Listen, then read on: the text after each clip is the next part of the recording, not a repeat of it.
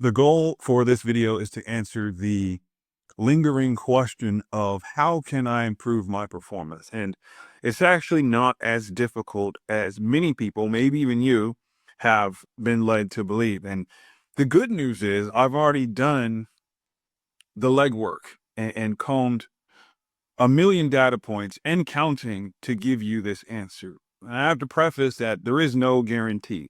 And when it comes to performance improvement, there are always some outliers that we can't always account for. But the second part of that good news is understanding performance optimization will save you a lot of time, resources, and capital in the long run. And just to clarify, performance optimization simply means like, how can you do what you do, but better? That could be whether you're in research, you're in robotics, you're in space flight, you're a technologist, maybe you're even an entertainer. You want to be able to perform at a high level over a long period of time. And why that's so important physiologically is what's called hormetic adaptations. And hormetic adaptations for the human platform is what gives us the ability to just be adaptive, to get better, stronger, faster over time, even with the threat of decay. And the same thing goes when we apply that to performance.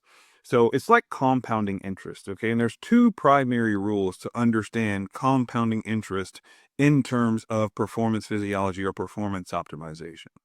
And those two primary rules are, okay, absent of guarantees, is one,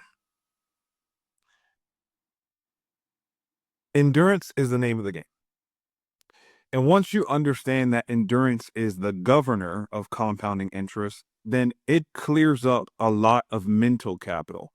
And the reason why that is because you then look at every other challenge, adversity, or even a resistant situation as a mere learning point. Okay. And it creates like this thought experiment of how can I learn from this situation, regardless of what it is. Okay.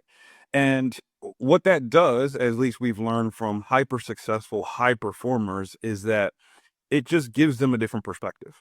And instead of being boxed in by a limited perspective, they now have a wider lens to learn from that situation.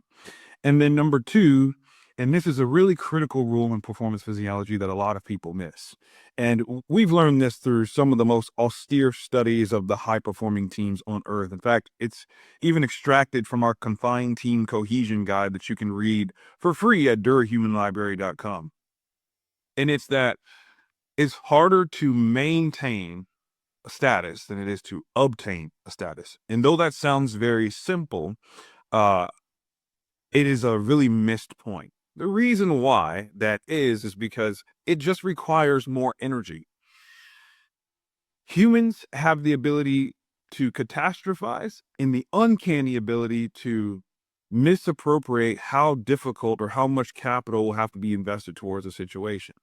And what we've learned is if you just understand that you will need more effort, more input, more work effort, more discipline, and it may even take longer than expected, then what you can do is not only be patient, not only be disciplined, like those intangible character traits, but then you start to realize that once you get to where it is that you're trying to go, the final product will actually be a lot more refined and a lot more effective and like any great foundation, stronger to withstand the long haul. So we're going to talk more about this in later videos, but in episode 601 of Endure Beyond, we're going to talk about these two rules a little bit more in depth. But really, those are the two biggest takeaways that if you really understand those, it'll make your performance, whatever it is that you do, more optimizable.